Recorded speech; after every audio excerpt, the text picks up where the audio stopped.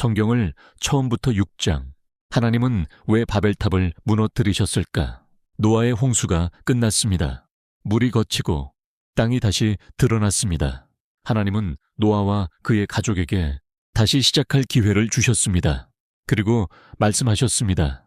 생육하고 번성하여 땅에 충만하라. 사람들은 다시 많아지기 시작했습니다. 이번에는 정말 새로운 세상이 시작되는 것처럼 보였습니다. 그런데 얼마 지나지 않아 인간은 또다시 하나님과 반대되는 방향으로 움직이기 시작합니다. 당시 사람들은 모두 같은 언어를 사용했습니다. 그러던 어느 날 그들은 한 곳에 모여 말합니다. 자, 성읍과 탑을 건설하자. 그리고 그 탑의 꼭대기를 하늘에 닿게 만들자고 합니다. 이것이 우리가 잘 아는 바벨탑입니다.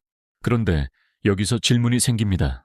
하나님은 왜 탑을 만드는 것을 막으셨을까요? 높은 건물을 짓는 것 자체가 죄였던 걸까요? 성경을 자세히 보면은 문제는 탑의 높이가 아니었습니다. 사람들이 왜 탑을 만들었는지가 중요합니다. 그들은 이렇게 말했습니다. 우리의 이름을 내자. 그리고 이어서 말합니다. 온 지면에 흩어짐을 면하자. 하나님은 사람들에게 땅에 충만하라고 말씀하셨습니다. 그런데 사람들은 말합니다. 우리는 흩어지지 않겠다. 하나님께서 주신 세상으로 나아가기보다 한 곳에 모여 자신들의 힘으로 안전과 영광을 만들려고 했습니다. 그리고 그 중심에는 우리의 이름을 높이자라는 마음이 있었습니다. 생각해보면 에덴 동산에서 있었던 유혹과 닮았습니다. 뱀은 인간에게 말했습니다. 하나님과 같이 될 것이다. 그리고 바벨탑의 사람들은 하늘에 닿으려 합니다. 인간은 계속해서 하나님 없이도 자신의 힘으로 높아질 수 있다고 생각했습니다. 가인은 자신의 길을 선택했고 그 후손들은 점점 폭력적으로 변했고 홍수 이후의 사람들은 이번에는 개인이 아니라 하나의 거대한 집단이 되어 자신들의 이름을 높이려고 합니다. 죄의 모습이 점점 커지고 있는 것입니다. 그때 하나님께서 그들이 만든 성읍과 탑을 보십니다. 그런데 성경에는 조금 재미있는 표현이 등장합니다. 사람들은 하늘에 닿는 탑을 만들겠다고 했습니다. 하지만 하나님은 그 탑을 보기 위해 내려오셨다고 기록되어 있습니다. 인간에게는 하늘까지 닿을 만큼 대단해 보였지만 하나님 앞에서는 그렇지 않았던 것입니다. 그리고 하나님께서는 그들의 언어를 서로 다르게 하십니다. 조금 전까지 서로의 말을 알아듣던 사람들이 이제 서로의 말을 이해할 수 없게 됩니다. 결국 사람들은 더 이상 함께 도시를 건설하지 못하고 온 땅으로 흩어집니다. 그곳의 이름이 바벨이 되었습니다. 인간은 흩어지지 말자고 했지만 결국 그들은 흩어지게 되었습니다.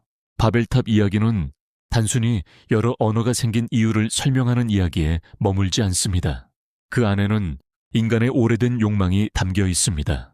내 이름을 높이고 싶은 마음, 하나님 없이도 안전할 수 있다고 믿는 마음, 사람이 많아지고 힘을 합치면 무엇이든 할 수 있다고 생각하는 마음, 문명이 발전하고 기술이 발전하고 거대한 도시를 만들 수 있게 되었지만 인간의 가장 깊은 문제는 여전히 해결되지 않았습니다. 인간의 마음이 하나님에게서 멀어져 있다는 것입니다. 그렇다면 이제 어떻게 해야 할까요?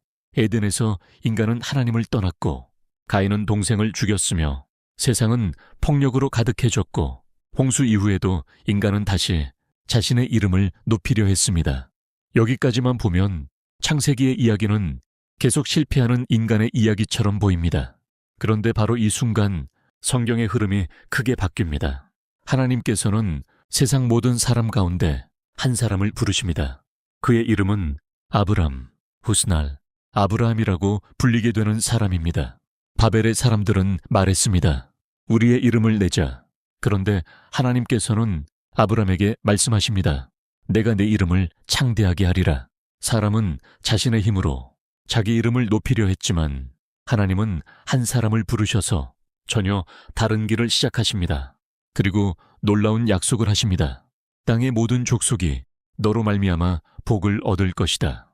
한 사람을 통해 모든 민족을 향한 하나님의 계획이 시작됩니다. 하지만 하나님은 아브람에게 먼저 한 가지를 요구하십니다.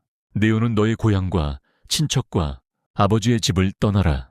어디로 가는지도 정확히 모르는 상황에서 모든 것을 떠나라는 것입니다. 과연 아브람은 하나님의 말씀 하나만 믿고 떠날 수 있었을까요? 다음 이야기, 성경을 처음부터 7장. 아브라함은 왜 모든 것을 버리고 떠났을까?